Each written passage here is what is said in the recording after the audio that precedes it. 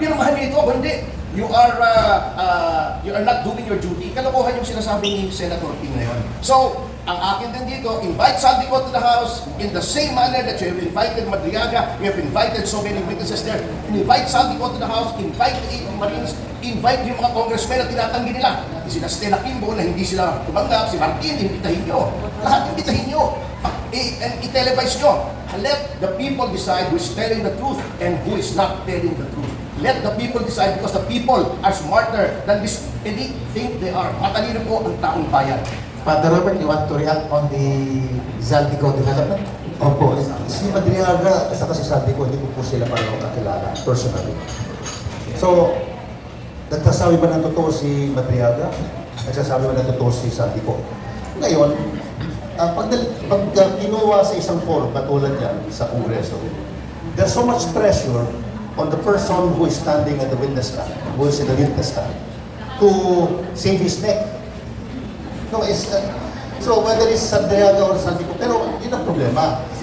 Kailangan talaga go beyond the political and the legal and get to the truth. So kung totoo yung sinasabi ni Madriaga, therefore, nandun yung prima facie, probable cause, tapos wag nang masyado mag-self on, i-transmit na. Kaya lang, ibang usapan pag sa Senado, natatakot tayo. Pero parang kasi, I think, gusto ko lang sabihin at the end of this discussion, hindi masyado na pag-uusapan yung moral and cultural impact ng lahat ng ito.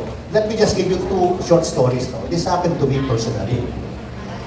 Nung ang Presidente si Duterte, lahat ng mga bata doon sa parokya ko nagmumura ng PI. Lahat ng mga bata nagmumura ng PI.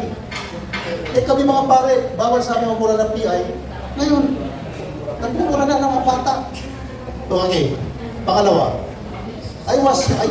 during the Duterte administration, early 2016, nagsisimula na yung war against drug. Nakasakay ako sa isang taxi driver. Sabi ng taxi driver, Father, okay itong presidente natin. Talagang pag drug addict, drug pusher, drug lord, dapat patayin. Dapat patayin without due process. Opo, kasi ang mga pulis naman, alam naman sila kung sino dapat patayin eh. Ay talaga, alam ng pulis kung sino dapat patayin. So, he went on and on, extolling the virtues of President Duterte until I asked him this question. Paano na po kapag yung anak niyo po ay nahuling nagdodroga o nagtutulog ng droga? Ano gagawin niyo? Dadali ko sa polis at sa harapan ko, hihingi ko sa polis na patayin ang anak ko. That was really the depths of my desperation. For a father to say, it is okay, killing is okay pumatay. Maski na sariling anak ko, pwedeng patayin kasi okay yung moral campaign ni Duterte. It was a moral campaign. That was their narrative. Drug is destroying the moral fiber of our country. So therefore, we have to eliminate the cause from the very root. Patayin ang lahat hanggang sa drug lord. Pero hindi naman nakakarating sa drug lord. Sandali lang. We have two more questions from media. Hindi, kasi yung kay Saldico, meron nga palang technical problem. Kasi Saldico has a warrant of arrest from the Sandigan Bayan. So, any invitation by both houses, you have to go through the Sandigan. Hindi pwede yan imbitahin ng walang approval or Sandigan. Parang Correct. Go ahead, please. Yes, I'm Salvery Burame from Runa Balita, Pilipinas, and Tagline Vlog. Tatanong ko lang po kay Atty. Topacio at kay Atty. Regarding po doon sa file po ng impeachment doon po sa lower house, noong una-unang batch na nag-file ng impeachment laban kay VP Sara, 100% tinanggap po. Bakit po yung pangalawang batch na they knows na nandun po lahat ng ebidensya, nagdahilan po sila na walang secretariat, hindi po matanggap yung impeachment for the second time around, na yun po yung magpo-prove kung ano ang mayroon doon sa impeachment na dinala nila Atty. Topacio laban po doon sa impeachment yung PBBM, di ba? First time, nag-file ng case kay VP Sara yung first batch, tinanggap nila laban VP Sara. For the second time around, dumating po yung second batch, nag-file ng impeachment laban kay PBBM. Hindi po yung tinanggap dahil mali-maleta po yung ng ebidensya. What will you say regarding sa pangyayari po yan, Atty. Topacio? Well, proceeding from the issue of the quality and quantity of evidence, mag-focus na lang tayo sa procedure. Para sa amin po ay dapat tinanggap because The Constitution says it is the Secretary General. The office of the Secretary General, hindi yung Secretary General mismo. Kung wala yung Secretary General, hindi naman niya dinala yung buong opisina niya. Pagdating naman namin doon, may deputy siya, may mga desk naman doon, may computer, may printer, andun naman yung opisina, dapat tinanggap. But anyway, going to the impeachment again, ako po ay veterano na ng impeachment. Many of you may not remember that I was one of the two persons who successfully impeached then COMELEC Chairman Andres Reyes. At I agree again with JV. Ito po ay political eh. Yung amin po ito, kwento ko lang very briefly with the kind permission of Attorney Bison. Yung amin po, they tried to block it sa House. Nagbotohan, insufficient daw in form. Okay. Ngayon, hindi nag-agree yung House Justice Committee Chairman, then the late Ray Umali. Ang ginawa namin, dinala namin sa plenary, overwhelmingly, the House Committee was overruled and the articles were transmitted to the Senate. Ito ngayon, this is where the present situation comes in. Di ba sabi nila gusto nila mabilis? Bakit hindi pa nila gawin yun? Bakit hindi pa nila i-transmit agad sa Senate para mag-trial na? Hindi nila gagawin kasi gagamitin na nila yung hearing para sirain si VP Sara. Kayang-kaya nila yan. Don't let anyone tell you different. 1/3. Sisiw. Di ba? Oh, pero bakit hindi? Again, sinisira nila si Sara, ginagamit nila yung hearing. Thank you po. Yes, Ako naman, eto, instead of answering, tatanungin ko yung pangyayari ko. Eh bakit ba kasi ayaw humarap ni VP Sara doon sa hearing? Alam mo, nung mayroong Quadcom, pinaharap ni VP Sara yung Quadcom. Di ba? Inaano nga niya, piloso ko na lahat yung mga congressman doon eh, pinabarong-bago niya eh. Forgive me for saying, minsan nung dating na parang binapastos niya, di ba? Oh. Quadcom yun ha, Quadcom. Ito, Justice Committee. Binigyan siya ng, kasi sabi ng Supreme Court eh, hindi naman yan nasa konstitusyon, sabi ng Supreme Court. O kayo, House Justice Committee. At every stage of the proceedings, bigyan nyo ng pagkakataon ang respondent na sumagot. Kasi yan ang due process.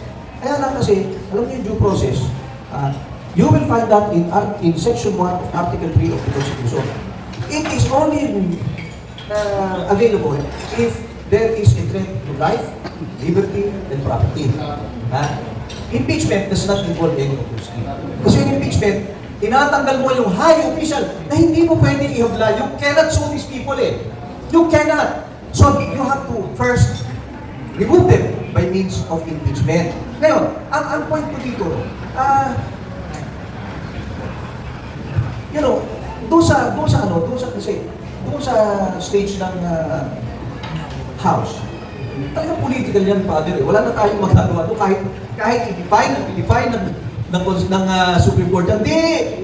Primarily legal yan. Sabi ni Chief Justice, yung legal, doon na kayo sa legal pagdating sa Senate. Kasi dyan yung evidence eh. Dyan yung trial. Kaya tama rin naman si Panyero, pag kayong mag-trial dyan sa Justice Committee, ang tanong lang, bakit pa ayaw marap ni Vice President sa Justice Committee? Sabi niya, there will be a bloodbath. Iniisang patak ng tugo, wala akong makita. Eh kasi nga, ayaw marap eh. Has she turned chicken? I will answer that very incisively. Yung right to appear, she does not want to go there because she does not have to. That is the right of every person, either in a criminal case, a civil case, or in any case. Okay, I will throw the question back, not to my good friend, but to those in the House saying na bakit siya ayaw marap. Luis ko, bakit yung asawa mo na-accuse ng rape? Di mo pinaharap, tinago mo. Inabi mo eh, di ba? Oh, number 1. Number 2, De Lima, nung ikaw ay iniimbestigahan ng House Committee doon sa so-called believing drug trade, di ka rin humarap. Oh, we respected that. Sabi ang complainants doon, bakit ngayon you turn around and say, dapat it should be taken against the Vice President. Hindi humaharap si VP dahil nakita na niya doon sa Quadcom that she is just legitimizing the proceedings. Number two, she now has a pending petition before the Supreme Court questioning the very proceedings na sinasabing ayaw niyang humarap. By going there, it may be interpreted as tantamount to a waiver of her causes of action before the Supreme Court. So that is the short answer. Very logical, is well within her rights, there is a pending case at ayaw niyang magamit sa mga, nagsabi ng term, ayaw magmagamit sa mga clowns, di ba? Sabi nga nila, di ba? When a clown becomes president, the clown does not become presidential. The palace becomes a circus. Father Robert, please react. And then we have one last question after this. Go ahead, sir. Like father, like daughter. Ayaw rin humarap ni Duterte sa ICC. Diba? Ayaw humarap ng daughter. Nandun na nga siya eh. Is the refusal to face the court, ICC or the House Committee, is that a political or a legal or a moral decision? Kung political, may political advantage eh. Yung mga pro-Duterte nandun, nagrarally kung ano sasabihin. Kasi kawawa si Digong. Pag umarap yan eh, bubugbugin, etc.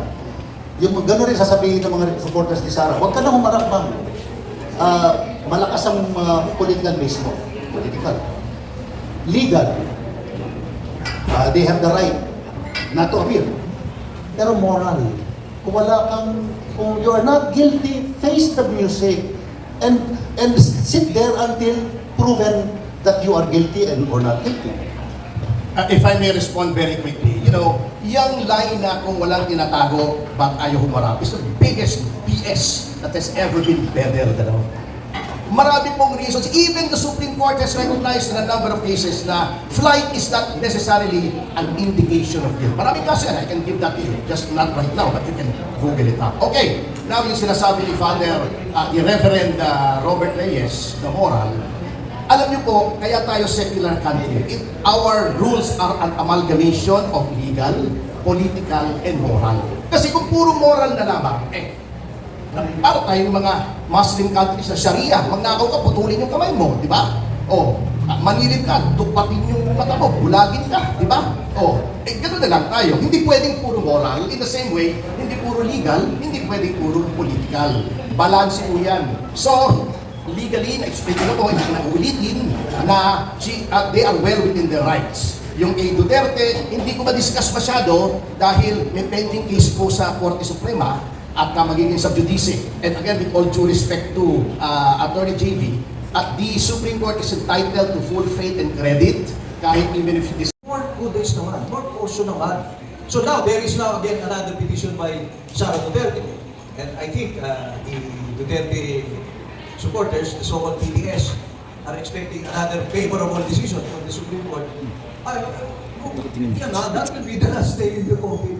Pag kaya na-agree na, maliwanag pa sa sikat ng araw, di ba? Na ito may mas pinapamula na dito. Let Congress do its job. Let it file the articles. If there's already 1/3, vote from the plenary. And then, let us hear the trial before the Senate, sitting as a court. That is the legal aspect of impeachment. Because now, the case is before a court. Congress was just a committee and a plenary. It is not a court. Pag sumampa na yan sa court, Senate, impeachment court, then that is the time when the full panoply of due process must be respected and upheld. Kasi dyan, pwede mo nang i-cross-examine ang mga witnesses. Kaya si Madriaga, hindi mo talaga pwedeng sabihin kung credible yan o hindi. Pwede mo lang i-comment, as an unprofessional observation, credible.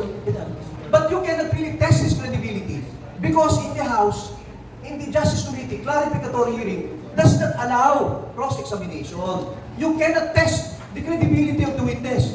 If trial commences in the Senate, that is the occasion when the lawyers of Sara Duterte, like the eminent Attorney Topacio, can test the credibility of Madriaga whether he is saying the truth or not. Kasi meron akong cross-examination. And on that note, I think